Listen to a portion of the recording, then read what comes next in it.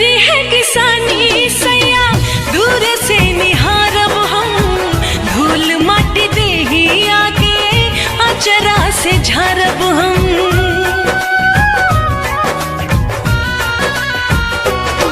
हाँ जिंदगी में तोहरा से दूर कब जाइब ना, क्रिया खियाला कौनो वादा भुलाइब ना। सुख दुख बांटो